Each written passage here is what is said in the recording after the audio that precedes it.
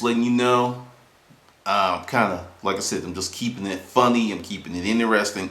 But the hustler mindset, the Monday morning pep talk, the webinars, all that stuff kicks off again in 2012.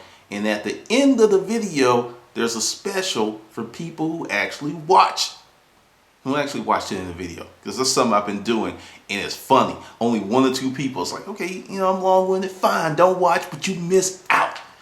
How you like those apples?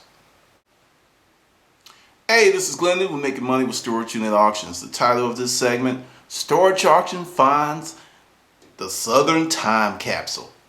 This one comes from IG33KU.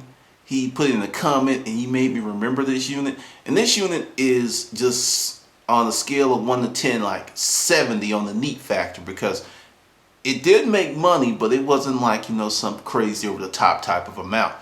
I bought this unit up in Kennesaw. And this is something that happens when the family has a parent or aunt or uncle or someone that passes on, and they just literally take the stuff out the house and shove it in the storage unit.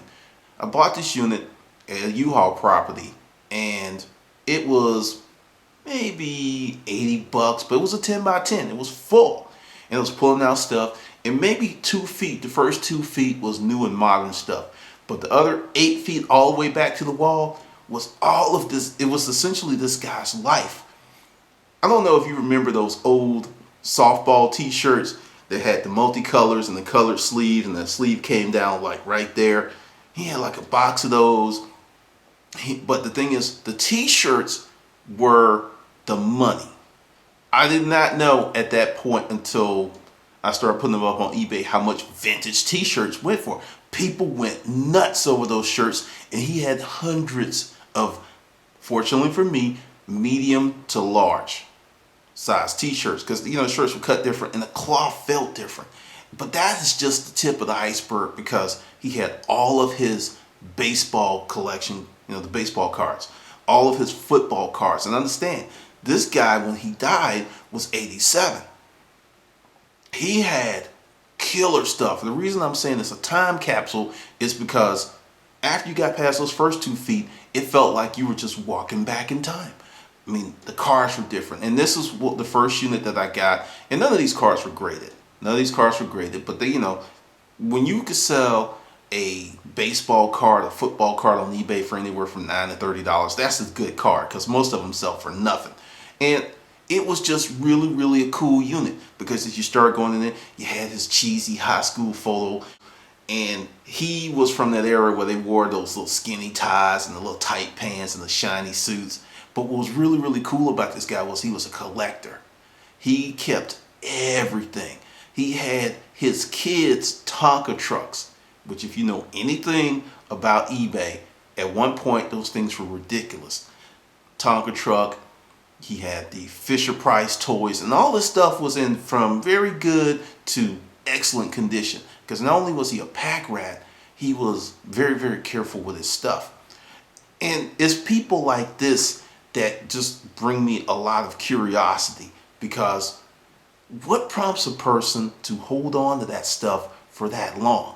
I mean, dude was holding on to this stuff for years. Some of the boxes that the stuff was in, I don't even recognize the companies. He had, if you remember way back in the Stone Ages, BC, before cable, when you could buy a soda at the barbershop for a nickel or a dime, he had those kind of bottles. He had signs from his childhood.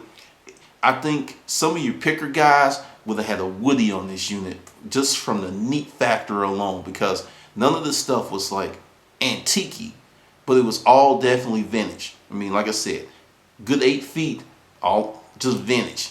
The 8 by 10, just vintage stuff. From little things like he had a kit. It was a really, really neat kit, and it was old. It was how to assemble a ship in the bottle. But the thing is, it was unopened. I put the sucker up on eBay for 99 cents as a goof. I was shocked when some guy from London paid $290 freaking for that thing, and paid instantly, and paid for expedited shipping. And when he got it, he was happy. It was stuff like that. Then There was the Howdy Doody doll. There was, what's his name? It's the little magician guy.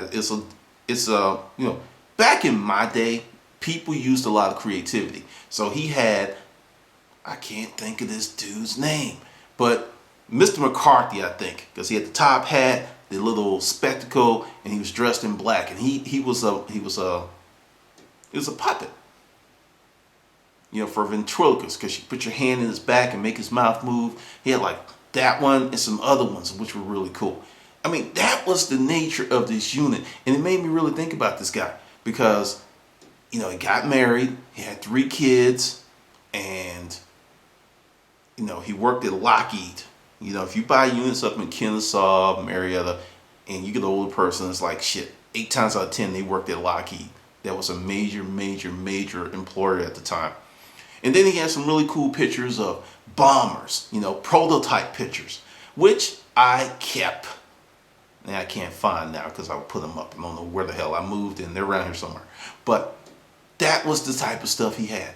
And the gold watch from his retirement, and it's just funny. You ever see a guy in a small town that retired from a factory and he has that lifetimer watch, the little gold? They wear those watches with a tremendous amount of pride because they're like a 20-year watch, a 30-year watch. They invested a lot of time and effort into that company.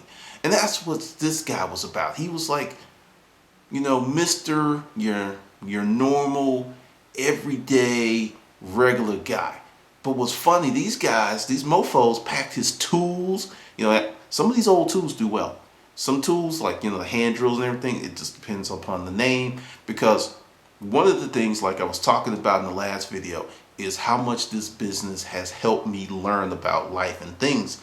And there's virtually a collector for any and everything you can think about. I mean, it's ridiculous because I'm like, okay, there was a box of drill bits. Just a box of drill bits, never used, put them on eBay, $80. I'm just sitting there like, I'm scratching my head. But it was a killer unit. This was before I became like really anal about the numbers. And like, if you take my course, you read my book, it's like you have to be about the numbers. So I can only estimate, but I know there was about 4 or 5 items that hit over $300 mark off that unit. And everything else fell between, there was a few 70, 80, 90, but the majority of that stuff was between $10 and $30. That was the majority of the stuff, like 90% of that stuff. But it was so much. And that's why, when I tell you, it doesn't have to be exciting to make money. It just has to be something that someone wants and you get enough of it.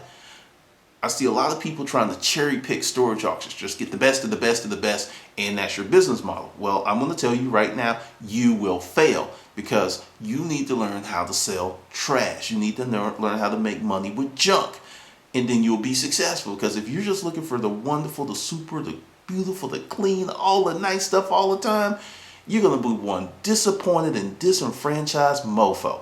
Because it's not going to happen.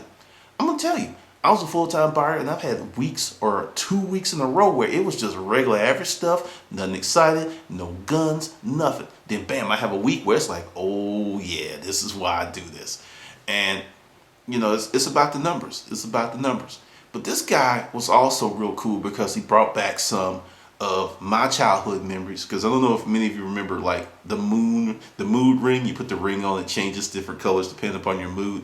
I don't know if it was really truly mood based or heat based. And he had Play-Doh, he had Legos. I was just like really tripping. And so much of this stuff was brand new, in the box, never opened. That is like eBay gold. Something from way back when that's still in brand new condition.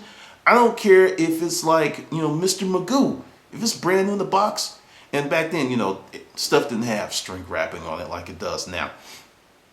Well, some of the stuff did, but most of it didn't. But when you are dealing with that type of stuff, and understand, one of the clues to this guy's unit was all the boxes were old. That was one of the clues. I bought it for one thing because it was a box that I thought had a clock in it, but there wasn't a clock in it. It was a train set, not a really valuable train set, but around the mill regular train set. I sold it for $30, and you would get so many clues when you look at a unit, because if you're watching television, the entertainment value is not so much what's in the unit or talking up the unit. It's pretty much talking down the other guy, the competition or the storage wars. But in a real life situation, you really need to look at the totality of the unit when making your assessment, because when I saw all of those old boxes, and I'm not talking about boxes that were used, I'm talking about the cardboard's different, the printing is different, the fonts are different. And I just kept seeing all these old boxes. I was just like, this has got to be something in there. And like I said, when I was in the business, believe it or not, people hated box units. I know it sounds crazy, right, with all the stuff that's going on. But when I used to get box units for $5 to $80 all the time. Rooms full of boxes, or the door opens up and all you see are boxes, and people will run for those. They would say, I don't want that. I don't want those in the boxes. Down here, they were looking for furniture. They were looking for big stuff. They were looking for auto parts, and they would just go past that stuff. But with this guy, it just kept getting better and better and better. One of the most, I guess, special Christmas gifts I got, because when I was a kid, back then you had to use your hands, you had to use your mind, because a lot of toys were, you take them out the box and you build something, or you create something, or you draw something. It wasn't like you turned it on and it entertained you. You actually had to put energy into whatever it was. And he had this log cabin set, like they were these, dark brown logs with like the green little roofs and stuff. And I almost kept that because I had maybe like 4 or 5 sets, and I used to build freaking villages, and I would be the freaking mayor. But that was the thing, for me it was like a feel-good unit, because I understand why so many people of a certain age will spend big money on things that remind them of their youth, because when you get that stuff, it just takes you right back there to that moment, and you're like, wow, those were good times. And his unit was, pleasurable for number one. The guy was like 80 something years old. He passed on. He had a good life. I could just go through the stuff and see, he did well in life. He got married, he had kids, he took trips. Oh, postcards. I don't know what it is about postcards from foreign countries. Oh God, whether they have stamps on them or not. This guy had a bunch of postcards he had bought in France. And I think it was a company trip, because there was no pictures it was just pictures of guys in suits. So I think it was a company trip. And those postcards did well, because they don't make them anymore. When you get some stuff that they don't make anymore, people just be like, oh, they get the Woody, and it's like skeet, skeet, skeet, skeet, skeet. And that skeeting is cash on you. They gonna make it rain for you, baby. They gonna make it rain. Because I was just like, the postcards, the stamps, all that stuff. I was just like, back then when shipping was reasonable, it's like, okay, you get $5 here, you get $10 here, you get $20 here, but you got 30, 40 of those things. Oh, and this is another tip. If you buy a unit and you get 10 or 30 of the same exact item, just put one up at a time.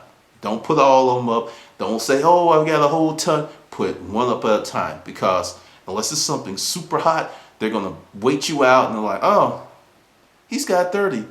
I don't have to buy it today. There's no need for a call to action. One. Because he also had these little tool sets. They're like, you have a protractor, a sextant. They were really, really cool. It was like, and they had Lockheed on them. And he had like 30 of them. And I just put one at a time. They were going for like 20, 30 bucks. That's what they were. I put them up as auction, 22, 30 bucks, depending on what was going on. And what's funny is when you put one up and then it goes off, the price kind of goes up a little bit, because, oh shit, I missed out. And you don't tell them. And I had people like emailing me like, do you have any more? Do you have any more? No. I was like, Amy Winehouse. No. No, they would come in with that little lowball offer, because it's like, oh, you've got more. Well, hey, they should be cheaper, right? And then it's like, oh, well, you got 24 for this last time. Hey, let me offer you 15. I'm trying to help you out, buddy. No, you trying to stick me for my paper and cost me $7, $8. Over time, it adds up. But I call it the time capsule, because there was so many things that were memorable, like posters, things that people don't do today because everything's so digital. We had posters of the Grateful Dead. He had posters of the Beatles.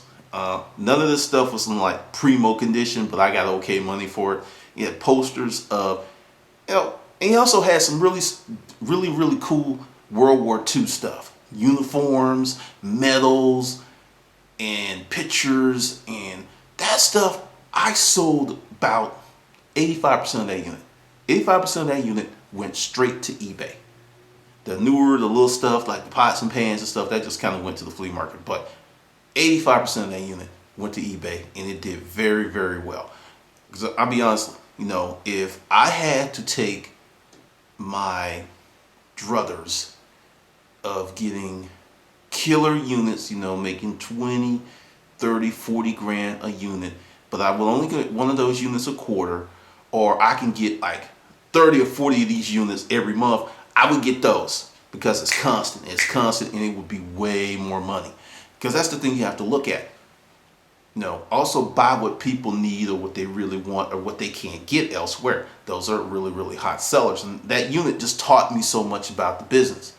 Because, before I got into business, I would have thought that the lion's share of that stuff was junk. That would have been my thought process. This is nothing but junk. But going back to what I was telling you about, if you get into business, even if it's part-time, you're just going to learn so much. You really are. And the only way you're going to learn, and there are many people who are kind of on the sidelines. It's like, I'm not going to buy a unit unless the opportunity is absolutely perfect. Let me tell you something. You're not ever going to buy a unit. I did that game because, went out for a few months, and one day I was just like, you know what? I got to pull it out, put the rubber on, and just go for it. I got to get it. I got to get it. And unless you do that, you're just going to be on the sidelines forever. You could be out there, because there was this one guy that used to come out to auctions, and I noticed he never bought anything, and I was talking to people, and I was like, oh yeah, he's been out here for 5 years. I never saw this dude buy anything ever. He would bid, and like, as soon as his bidding got to like, if a unit was going to go for $300 or $500, he'd stop at 150. It's like, you ain't going to never get anything, partner. Not with this crew. But I wasn't at every auction, so I don't know. But I never saw this guy in hundreds of auctions buy anything. Ever. So that's the deal. All right, this is Glendon with Making Money with Storage Unit Auctions.